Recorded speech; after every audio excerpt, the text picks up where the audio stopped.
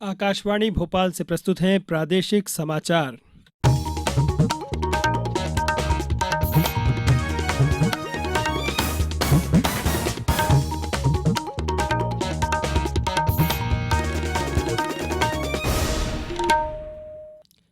नमस्कार, समाचारों के साथ मैं नवनीत चौबे।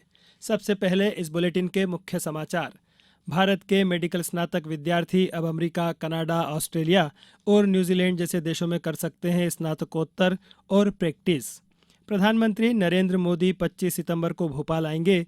मुख्यमंत्री ने लिया तैयारियों का जायजा। शहरी और ग्रामीण पथ विक्रेताओं का महासम्मेलन कल भोपाल में होगा और उज्जैन के महाकालेश्वर मंदिर में 500 करोड़ की लागत से बनेगा भक्त निवास। सुविधाएं और बढ़ेंगी। अब समाचार विस्तार से।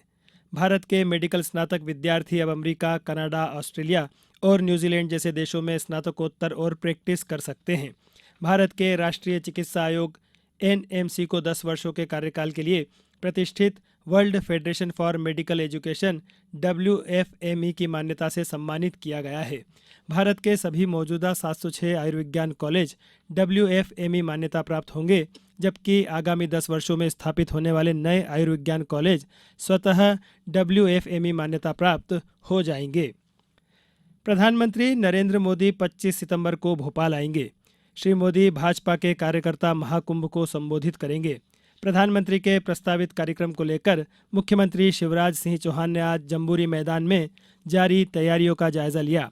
मुख्यमंत्री ने पंडाल, बैठक, स्वच्छता, पार्किंग, आवागमन, भोजन व्यवस्था और प्रदर्शनी स्थल के संबंध में जानकारी प्राप्त की।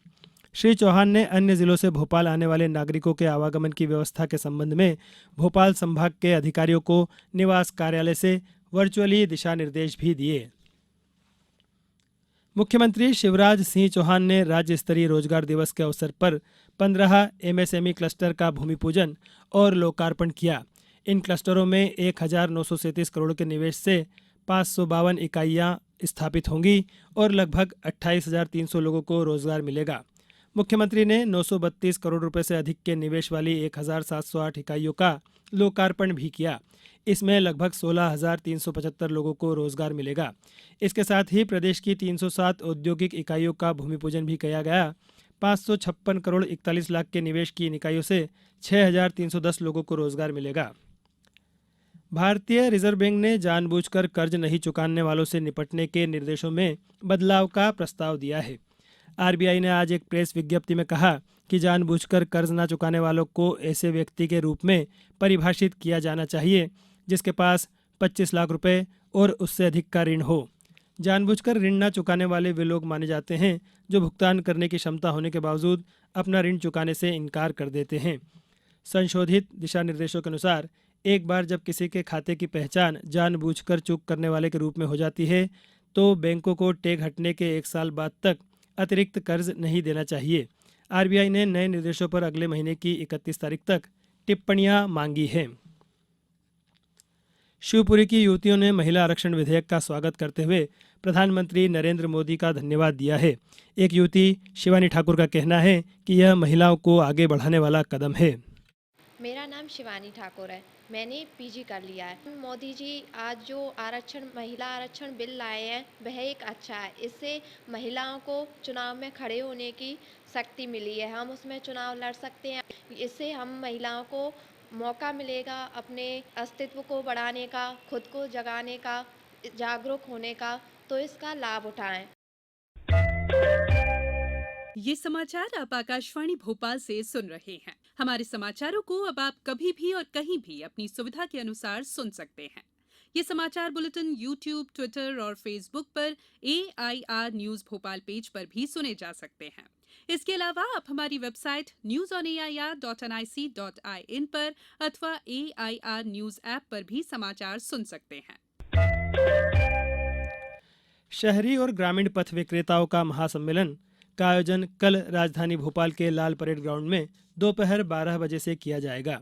सम्मेलन में मुख्यमंत्री शिवराज सिंह चौहान प्रधानमंत्री स्वनिधि योजना के हितग्राहियों से संवाद करेंगे।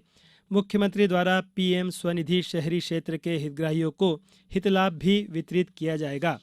उल्लेखनीय है कि कोविड महामारी के दौरान शहरी नगरीय क्षेत्र में सबसे ज़्यादा प्रभावित वर्ग पथ विक्रेताओं को 10,000, 20,000 एवं 50,000 रुपये की कार्यशील पूंजी ऋण प्रदान किए जाने के लिए भारत सरकार द्वारा PM street vendor Atmanirbhar Nidhi योजना जुलाई 2020 से प्रारंभ की गई है।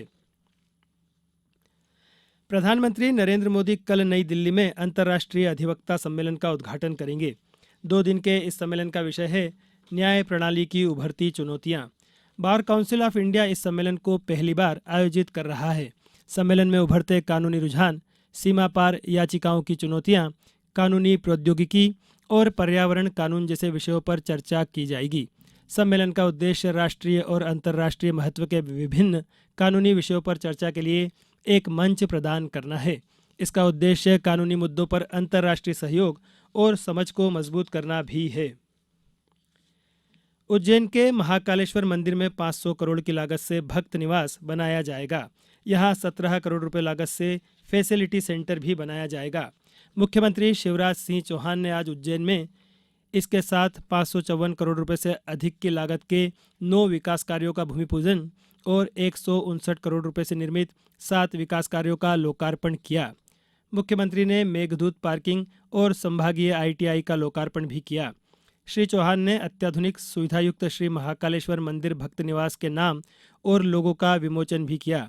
मुख्यमंत्री ने इस अवसर पर कहा कि महाकाल महालोक के बाद महालोक के दूसरे चरण का लोकार्पण भी होगा। अवंतिका अब तीनों लोकों से न्यारी होगी। पर्यावरण को बचाने के उद्देश्य से इंदौर में आज नो कार डे मनाया गया। शहर में इसका व्यापक असर देखने को मिला। अधिकारी कर्मचारियों के साथ साथ शहर के नागरिकों ने भी आने जाने के लिए पब्लिक ट्रांसपोर्ट का इस्तेमाल किया। जिला collector Ilaiyaraaja T city bus में सवार होकर दफ्तर पहुंचे, जबकि महापौर पुष्यमित्र भार्गव ने निगम मुख्यालय तक पहुंचने के लिए पहले ई बाइक और फिर सिटी बस का सहारा लिया। इसके अलावा अन्य अधिकारी कर्मचारी भी ई रिक्शा में सवार होकर कार्यालय पहुंचे। नो कार डे के अवसर पर सामान्य दिनों के मुकाबले शहर की सड़कों पर कारों की संख्या अत्यधिक कम नजर आई। भारतीय प्रतिभूति और विनिमय बोर्ड सेबी ने बढ़ती वित्तीय जरूरतों के लिए ऋण प्रतिभूतियां जारी करने के जरिए धन जुटाने में बड़ी कंपनियों को छूट देने का फैसला किया है। मुंबई में कल शाम सेबी बोर्ड की बैठक में यह फैसला किया गया। बोर्ड ने उन बड़ी कंपनियों पर लगा जुर्माना हटाने का भी फैसला किया जो बढ़ती उधारी का निश्चित प्रतिशत ऋण बाजार से जुटाने में सक्षम नहीं हुई। सेबी के बोर्ड ने सूचीबद्ध कंपनियों में निवेशकों के बिना दावे के खातों के क्रेडिट के लिए रूपरेखा तय करने की भी स्वीकृति दी। यह व्यवस्था रियल एस्टेट निवेश ट्रस्ट और इंफ्रास्ट्रक्चर निवेश ट्रस्ट जैसी कंपनियों को छोड़कर अन्य सूचीबद्ध निकायों पर लागू होगा। अब कुछ समाचार संक्षेप में। मंदसौर जनपद पंचायत में आज 225 दिव्यांगजनों को केंद्र सरकार के सहयोग से शिविर लगाकर कृत्रिम अंग वितरित किए गए। शहडोल जिले में राष्ट्रीय ग्रामीण आजीविका मिशन से जुड़ी महिलाएं पर्यावरण संरक्षण के लिए काम करेंगी। पर्यावरण मित्र प्रोत्साहन योजना के तहत स्व सहायता समूह की महिला सदस्य को महत्वपूर्ण जिम्मेदारी सौंपी जा रही है। अशोकनगर में आज पुलिस अधीक्षक अमन सिंह राठौर ने अपने जवानों के साथ थाना क्षेत्र के संवेदनशील और अति संवेदनशील मतदान केंद्रों का निरीक्षण किया। सीहोर जिले के अंतर्गत बुधनी विधानसभा क्षेत्र में भाजपा की जन आशीर्वाद यात्रा आज केंद्रीय मंत्री नरेंद्र सिंह तोमर के नेतृत्व में निकाली गई। बैतूल जिले में खेलो एमपी यूथ गेम्स के अंतर्गत टॉर्च रैली का आयोजन 29 सितंबर को मेजर ध्यानचंद स्टेडियम पर आयोजित किया गया है और भोपाल के रविंद्र भवन में 2 दिवसीय राष्ट्रीय संगोष्ठी कल से आयोजित की जा रही है। संगोष्ठी का विषय स्वतः पूर्ण स्वराज की दिशा है। उद्घाटन सत्र में विचारक सुरेश सोनी सारस्वत वक्ता होंगे। अंत में मुख्य समाचार एक बार फिर। भारत के मेडिकल स्नातक विद्यार्थी अब अमेरिका, कनाडा, ऑस्ट्रेलिया और न्यूजीलैंड जैसे देशों में कर सकते हैं स्नातकोत्तर और प्रैक्टिस। प्रधानमंत्री नरेंद्र मोदी 25 सितंबर को भोपाल आएंगे।